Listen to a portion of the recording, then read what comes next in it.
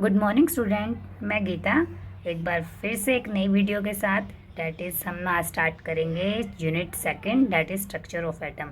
जैसे कि last 4 videos में हमने फर्स्ट यूनिट को ख़त्म किया है, तो अगर आपको वीडियोस देखनी है तो आप मेरी प्लेलिस्ट में जाके देख लीजिए एंड मेरे चैनल को सब्सक्राइब कर लीजिए सो डैट नेक्स्ट जो भी मैं वीडियोज़ बनाऊँ आपको नोटिफिकेशन मिल जाए। Okay, so today chapter is structure of atom. तो हम इस चैप्टर के अंदर ये पढ़ेंगे कि एटम्स क्या है, एटम के स्ट्रक्चर कैसा है, एटम किन चीज़ों से मिलकर बना है, एटम की डिस्कवरी में किन किन लोगों ने हेल्प करी है। सो हमारे इस चैप्टर के ऑब्जेक्टिव रहेंगे know about the discovery of electron, proton and neutron. सबसे पहले क्योंकि हमें पता है किसी भी एटम में हेल्प करने के किसी भी एटम के अंदर क्या होता है, इलेक्ट्रॉन, प्रोटॉन एंड न्यूट्रॉन। अच्छा, उसके बाद कुछ साइंटिस्ट है जिन्होंने मॉडल्स दिए like Thomson, Rutherford, Bohr model. Next हम पढ़ेंगे the important feature of the quantum mechanical model. उसके बाद हम पढ़ेंगे electromagnetic radiation and Planck quantum theory and कुछ इफेक्ट्स थे like photo electric effect and Heisenberg uncertainty principles, इनके बारे में पढ़ेंगे। और लास्ट में हम पढ़ेंगे एटॉमिक ऑर्बिटल्स के बारे में। ठीक है, सो आपको कोई भी डाउट हो तो आप प्लीज़ कमेंट बॉक्स में डाल दीजिएगा कि आपको ये चीज़ समझ नहीं है। मैं नेक्स्ट वीडियो में ज़रूर उसे सबसे पहले वो कंप्लीट करके फिर हम नेक्स्ट कंटिन्यू करेंगे। सो एन अर्ली इंडियन टाइम्स में क्या था, जो ग्रीक 400 BC के टाइम पे, उस टाइम पे एटम्स को fundamental building blocks of matter कहा जाता था। कि मैटर क्या है, जो एटम्स है, एटम से मिल के क्या बनता है, कंप्लीट मैटर बनता है, बस इतना पता था। उसके बाद कुछ द वर्ड एटम का मतलब क्या होता था, एटम को हम बोलते थे, एटम का मीनिंग जो होता था वो ग्रीक वर्ड से एटम, जिसको हम बोलते थे अनकटेबल, मतलब जो कट ना हो सके, मतलब जो डिवाइड ना हो सके, सबसे स्मॉलेस्ट यूनिट जिसे बोलते हैं, मतलब इसके फर्दर डिवीज़न नहीं होंगे, उसे हमने एटम कहा था। ओके, सो नेक्स्ट था the atomic theory of matter was proposed on the firm scientist basis on John Dalton. John Dalton ने भी एटॉमिक थ्योरी प्रपोज की थी। जैसे कि हमने फर्स्ट चैप्टर में पढ़ा था कि जॉन डाल्टन ने क्या क्या थ्योरी दी थी। जॉन डाल्टन ने कुछ लॉज भी दिए थे like law of conservation of mass, हमने लास्ट वीडियोज़ में पढ़े हैं ये, law of constant composition, law of multiple proportion. So इसने एटम के बारे में बताया था कि एटम क्या है, एटम एक है as the ultimate particle of matter. बस इतना एटम के बारे में इतना बताया था, क्योंकि उस टाइम तक कोई भी एटम्स के फर्दर पार्टिकल्स जो उसके सब एटॉमिक पार्टिकल्स होते हैं उनकी डिस्कवरी नहीं हुई थी, तो एटम्स के बारे में इतना ही डिटेल था तब तक। लेकिन at the end of the 19th century and beginning of 20th century these establish that atom are made up of sub atomic particles. इस टाइम पे हमें क्या, कुछ साइंटिस्ट को लगा कि एटम किससे मिलके बना होता है, सब एटॉमिक पार्टिकल, और वो सब एटॉमिक पार्टिकल क्या होंगे, इलेक्ट्रॉन, प्रोटॉन एंड न्यूट्रॉन। ठीक है, सो पहले हम ये देखेंगे कि इलेक्ट्रॉन क्या होता है या इलेक्ट्रॉन की डिस्कवरी कैसे हुई, प्रोटॉन के बारे में, न्यूट्रॉन के बारे में, फिर वो तीनों कैसे एग्जिस्ट करते हैं एटम के अंदर। Okay, so discovery of sub atomic particle. तो सबसे पहले वैसे ये ज़्यादा इंपॉर्टेंट नहीं है एग्ज़ाम पॉइंट ऑफ व्यू से, बट हम इसका एक ओवरव्यू तो ले ही लेंगे। सॉरी, सबसे पहले जिस टाइम पे इलेक्ट्रॉन की डिस्कवरी हुई थी उस टाइम पे साइंटिस्ट को इस बात के बारे में पता था कि like charges repel each other and unlike charges attract each other, कि जो सेम चार्जेस होते हैं वो रिपेल करते हैं और अनलाइक चार्जेस अट्रैक्ट करते हैं। ठीक है, तो डिस्कवरी ऑफ इलेक्ट्रॉन, और उस टाइम पे ये भी पता था साइंटिस्ट को कि जैसे माइकल फेरेडे ने कुछ एक्सपेरिमेंट किए थे इलेक्ट्रिसिटी के बारे में, कि जब भी हम कोई ट्यूब लगा के मतलब इलेक्ट्रोलाइट सॉल्यूशन डाल के इलेक्ट्रिसिटी पास करते हैं, तो जो फेरेडे के एक्सपेरिमेंट्स थे वो मतलब इलेक्ट्रिसिटी के बारे में कुछ थिंग्स थी जो नोन थी उस टाइम पे साइंटिस्ट को। सो 1850 के आसपास many scientist mainly Faraday began to study electrical discharge in partially evacuated tube known as cathode ray discharge tube. इसने क्या किया, एक ये ट्यूब ले ली जिसको हमने बोला कैथोड रे डिस्चार्ज ट्यूब। ठीक है, इसके एक तरफ हमने कैथोड के कनेक्ट किया और सेकंड तरफ एनोड को। जैसे कि हमें पता था साइंटिस्ट को कैथोड नेगेटिव चार्ज था और एनोड पॉजिटिव चार्ज, और इस सब को एक हाई वोल्टेज बैटरी से कनेक्ट कर दिया। ठीक है, एक cathode ray tube is made up of glass containing 2 thin pieces of metal, जिसको हमने इलेक्ट्रोड्स बोला। The electrical discharge through the gases could be observe only at very low pressure and at high voltage. Pressure यहाँ पे कम create था, कम मतलब हम generate कर रखा था, जो एक्स्ट्रा गैसेज थी वो इस वैक्यूम पंप के थ्रू बाहर हो रही थी, और जो वोल्टेज थी वो हाई वोल्टेज अप्लाई की थी। फिर क्या हुआ, when sufficiently high voltage is applied across the electrode, current start flowing through a stream of particles from negative to positive. जब हमने हाई वोल्टेज सप्लाई की तो कुछ करंट फ्लो हुआ जो कि नेगेटिव टू पॉजिटिव चार्ज से फ्लो हो रहा था। तो करंट का हमें कैसे पता लगा? The flow of current from cathode to anode was further checked by making a hole in the anode and coating the tube. हमें यहाँ पे हमने एक एमीटर फिट किया हुआ था। एमीटर क्या देता है? एमीटर करंट की रीडिंग देता है। तो इसमें जो निडल थी ना वो डिफ्लेक्ट हुई, तो हमें क्या पता लगा कि कुछ करंट फ्लो हो रहा है। ठीक है, फिर हमने क्या किया कि करंट फ्लो हो रहा है, वो ऐसे करंट दिख तो रहा नहीं था, तो हमने क्या किया, यहाँ पे इस प्लेट के अंदर एक प्लेट लगा के यहाँ पे उसमें होल क्रिएट कर दी और यहाँ पे कोई जिंक की प्लेट इंसर्ट कर दी, सो डैट जो हमारे पास इलेक्ट्रॉन से करंट आ रहा है उस करंट का फ्लोरोसेंट हमें इस प्लेट्स पे दिखाई दे जाए। तो रिजल्ट क्या थे इस एक्सपेरिमेंट के? The cathode ray start from cathode and move towards anode. Cathode ray यहाँ से स्टार्ट होकर एनोड की तरफ मूव कर रही थी।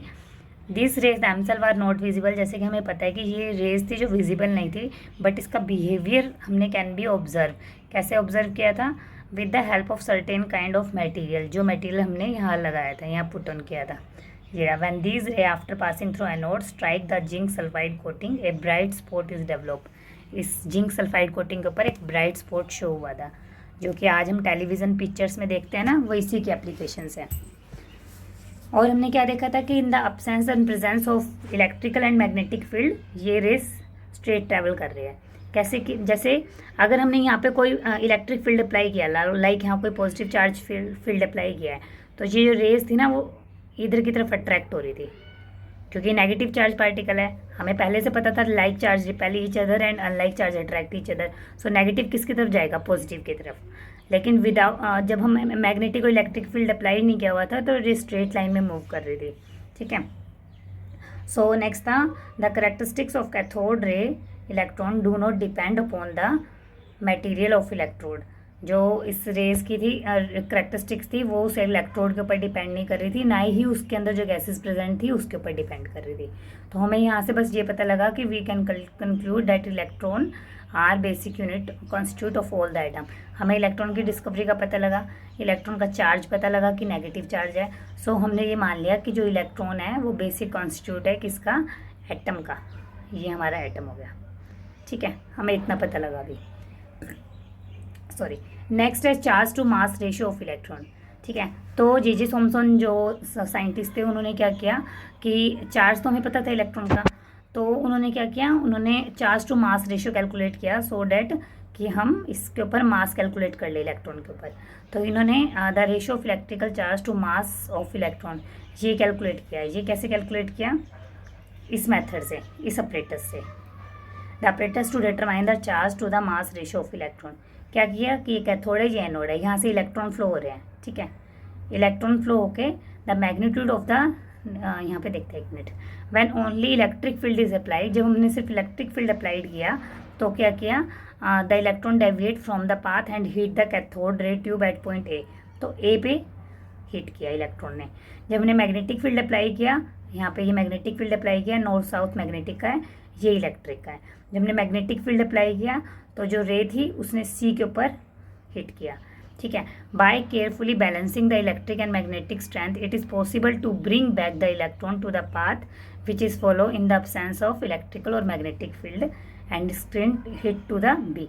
जब हम इन को बैलेंस में करेंगे तो इट मीन्स बैलेंस करेंगे तो कैंसिल आउट हो जाएगा, कैंसिल आउट हो जाएगा तो ये डायरेक्ट कहाँ हिट होना चाहिए, जहाँ पे विदाउट मैग्नेटिक और इलेक्ट्रिक फील्ड से हिट कर रही थी इलेक्ट्रॉन रेज, तो ये यहाँ हिट करनी चाहिए। ठीक है, so the magnitude of the negative charge on the particle greater the magnitude of the charge on the particle greater is the interaction. इससे हमें क्या पता लगा कि जितना ज़्यादा चार्ज होगा, मतलब जितना ज़्यादा चार्ज का मैग्नीट्यूड होगा उतना ही ज़्यादा वो डिफ्लेक्ट करेगा। ठीक है, ज़्यादा चार्ज पार्टिकल मैग्नेटिक और इलेक्ट्रिक फील्ड में ज़्यादा डिफ्लेक्ट करता है ना, तो जितना ज़्यादा मैग्नीट्यूड ऑफ चार्ज होगा उतना ही ज़्यादा वो इलेक्ट्रिक और मैग्नेटिक फील्ड में डिफ्लेक्ट होगा। ठीक है, सेकंड पॉइंट हमें क्या पता लगा, the mass of the particle lighter the particle greater the deflection. अगर पार्टिकल का मास, ये हम रिलेशन हमें पता है कि अगर मास कम होगा तो डिफ्लेक्शन ज़्यादा होगा। कैसे समझोगे? जैसे कोई हल्की सी चीज़ है, लाइक कोई फेदर है, ठीक है, कभी उड़ के आ जाता है तो उसको तुम फूंक मारोगे वो दूर तक जाएगा, लेकिन तुम अपने मोबाइल को फूंक मारोगे तो मोबाइल नहीं जाएगा ना, क्योंकि मोबाइल का मास ज़्यादा है तो डिफ्लेक्शन कम है, बट जिनका वेट मास कम है उनका डिफ्लेक्शन ज़्यादा है। तो इन्होंने यही कहा है कि जितना ज़्यादा लाइटर पार्टिकल होगा उतना ज़्यादा डिफ्लेक्शन होगा, ठीक है। तो इस एक्सपेरिमेंट से हमें क्या पता लगा, the strength of the electrical और magnetic field, the deflection of the electron from its original path increase with the increase in the voltage across the electrode. जितना ज़्यादा हमने वोल्टेज अप्लाई किया ना, उससे ज़्यादा से उतना ही हमारा क्या होता है, डिफ्लेक्शन होता। तो इससे ये साइंटिफिकली कैलकुलेटेड है। Electron to mass ratio calculate हुआ, डेट इज़ 1.7 इंटू 10⁻11, ठीक है। And charge of the electron, ये मिलिकन कोई साइंटिस्ट था, इसने चार्ज निकाला था इलेक्ट्रॉन के ऊपर, जो कि इतना था 1.6 इंटू 10⁻19। तो हमने दोनों को डिवाइड किया, इसको इससे डिवाइड किया, तो हमारे पास मास निकल गया, इसे ही कैंसिल, मास निकल गया हमारे पास इलेक्ट्रॉन का। सो इलेक्ट्रॉन का हमें क्या क्या पता लगा, एक तो चार्ज पता लगा 1.6 इंटू 10⁻19 कूलम, एंड एक मास पता लग गया 9.1 into 10⁻31 kilogram. Okay, so next हम आते हैं इस पे, discovery of proton and neutron, ठीक है। तो डिस्कवरी ऑफ प्रोटॉन में एक तो हमें जैसे हमने इलेक्ट्रॉन एमिट किया यहाँ से, ये जो एक्सपेरिमेंट किया था यहाँ से इलेक्ट्रॉन जा रहे थे, तो इलेक्ट्रॉन एमिट हुए। तो ऐसे जब हमने इसके अंदर हाइड्रोजन गैस को फिल किया, तो हाइड्रोजन गैस के ऊपर हाइड्रोजन का एटॉमिक नंबर क्या होता है 1। तो इसमें से जब एक इलेक्ट्रॉन चला गया तो इसके ऊपर पॉजिटिव चार्ज बचा ना, तो उसको हमने बोला प्रोटॉन, पॉजिटिव चार्ज को। और एक जो रदरफोर्ड साइंटिस्ट था, उसने भी प्रोटॉन की डिस्कवरी की थी, जैसे कि उसने बताया, अभी हम उसको नेक्स्ट उसमें पढ़ेंगे स्लाइड में। तो ये 2 पॉइंट हैं इसके कि प्रोटॉन की डिस्कवरी कैसे हुई थी। The smallest and lightest positive ion was obtain from hydrogen was called proton, ठीक है। और एक चैडविक नाम के साइंटिस्ट थे जिन्होंने न्यूट्रॉन की डिस्कवरी की थी। इन्होंने क्या किया था, when electrically neutral particle having a mass slightly greater than that of proton were emitted. Later भी इन्होंने एक एक्सपेरिमेंट किया था, वो इसमें दिया नहीं हुआ कंप्लीट। उस एक्सपेरिमेंट से पता लगा था कि एक न्यूट्रॉन नाम के पार्टिकल है जिनके ऊपर कोई भी चार्ज नहीं है, जो इलेक्ट्रिकली न्यूट्रल है, लेकिन उनका मास है ना वो प्रोटॉन से थोड़ा सा ज़्यादा है। तो ये चैडविक की डिस्कवरी थी न्यूट्रॉन। नेक्स्ट हम आते हैं अपने एटॉमिक मॉडल के ऊपर। एटॉमिक मॉडल तो क्या है, observation obtain from the experiment. यहाँ से जो भी हमें ऑब्जर्वेशन मिली, Dalton indivisible atom is composed of sub atomic particle. जो डोल्टन ने क्या कहा था कि इंडिविजिबल एटम है, ठीक है, वो किस में कन्वर्ट हो गए, सब एटॉमिक पार्टिकल्स में, लाइक जो कैरिंग करते हैं पॉजिटिव एंड नेगेटिव चार्ज, ठीक है। So the major problem before the scientist after discovery of sub atomic particle, सबसे बड़ी प्रॉब्लम क्या आई, अब हमें ये तो पता लग गया कि एटम के अंदर क्या क्या है, पॉजिटिव चार्ज है एंड नेगेटिव चार्ज है, बट वो स्टेबल कैसे हैं, ठीक है। एक तो उसकी स्टेबिलिटी के बारे में, और एक positive charge and negative charge किस तरह से डिस्ट्रीब्यूटेड है एटम के अंदर, एक इसके बारे में, मतलब अभी तक हमें ये नहीं पता था। तो सबसे बड़ा चैलेंज ये था कि अब हम कैसे एटम की स्टेबिलिटी को बताएंगे, और पॉजिटिव और नेगेटिव चार्ज को और डिस्ट्रीब्यूशन कैसे होगा उसके बारे में कैसे बताएंगे। तो वो बताने के लिए सबसे पहले हमारे पास आए थे थॉमसन मॉडल ऑफ एटम, जो कि जे थॉमसन ने दिया था। उससे पहले हम एक बार ये देख लेते हैं कि इलेक्ट्रॉन के ऊपर क्या चार्ज होता है, -1, और ये एब्सोल्यूट चार्ज है जो कि -1.6 इंटू 10⁻19 है, और इसका मास अप्रोक्सीमेटली 0 होता है। सेम प्रोटॉन के ऊपर ये चार्ज होता है बट +1 होता है, एंड इसका मास 1 के अराउंड है, ये मास होता है 1 के अराउंड कैलकुलेट करते हैं। न्यूट्रॉन पे चार्ज 0 है एंड मास 1 है, मतलब न्यूट्रॉन और प्रोटॉन का मास क्या होगा, सेम होगा। ओके, सो अब हम पढ़ते हैं J Thomson model of atom. J Thomson 1898 में इसने एक मॉडल प्रपोज किया। लाइक तुम ये सोच सकते हो कि जब साइंटिस्ट कुछ भी प्रपोज कैसे करते थे, लाइक साइंटिस्ट लोग कैसे होते थे, साइंटिस्ट लोग हर टाइम पे अपने माइंड के अंदर जो डिस्कवरी चल रही है उसके बारे में सोचते रहते थे। तो कभी सपोज करो कि कभी ये वाटरमेलन खा रहे होंगे, तो वाटरमेलन खाते खाते इन्हें अचानक से ध्यान आया कि क्या पता है एटम के अंदर इलेक्ट्रॉन इस तरह से डिस्ट्रीब्यूटेड है जैसे वाटरमेलन के अंदर इसके सीड्स डिस्ट्रीब्यूटेड होते हैं। जैसे वाटरमेलन होता है रेड कलर का, इसके अंदर ब्लैक कलर के होते हैं ना। तो इसने क्या कहा कि जो ब्लैक कलर के हैं ये इलेक्ट्रॉन है, और ये रेड कलर का क्या है, ये एटम है। इसको पॉजिटिव चार्ज बता दिया एटम को, और इसको इलेक्ट्रॉन को नेगेटिव चार्ज बता दिया। The electron are embedded into in such a manner as to give the most stable electrostatic arrangement, जिसको हमने बोल दिया plum pudding model. Plum pudding और वाटरमेलन मॉडल, क्योंकि इसने उसको वाटरमेलन जैसा बताया है, ठीक है। An important feature of this model is that the mass of the atom is assume to be uniformly distributed, कि जो मास है किसी भी एटम का वो यूनिफॉर्मली डिस्ट्रीब्यूटेड है उस एटम के अंदर। Although this model was able to explain the overall neutrality of the atom but was not constitute with the result of later experiment.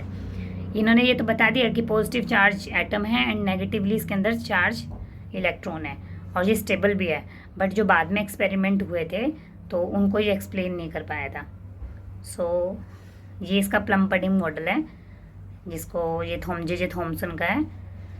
यहाँ लिखा हुआ है Thomson was awarded Nobel prize for physics 1906 में for this theoretical and experimental investigation on the conduction of electricity by the gases. इसने उसमें भी help की थी ना, इसलिए उसके लिए इसको नोबेल प्राइज़ मिला है। So Rutherford nuclear model of atom, ये हम नेक्स्ट वीडियो में करते हैं। अगर आपको मेरी वीडियो अच्छी लगी हो तो प्लीज़ लाइक करना। Thank you.